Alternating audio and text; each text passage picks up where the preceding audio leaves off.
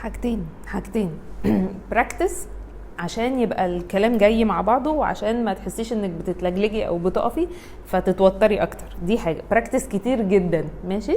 دي حاجه. تاني حاجه، اعرفي اكتر عن الشركه بعينها، او عن هي بتبيع ايه، بتعمل ايه، مين الكومبيتيشن بتاعتها، مين او هم ناويين في ال10 سنين الجايين يبقوا بيعملوا ايه، طبعا على حسب البوزيشن بتاعك يعني. بس والانترفيو 45 دقيقه ده عادي، مش مشكله. هم يمكن مدين براح عشان يعني يبقى في كذا نوع من الاسئله، او فعلا يعرفوكي كويس، فانتي اتدربي بقى على الاسئله كل، يعني رينج الاسئله كله، اوكي. وحضري سيناريوهات في دماغك، اللي هو توقعي ما لا يمكن توقعه، دربي نفسك عليه بحيث انه انا جاهزه، اوكي.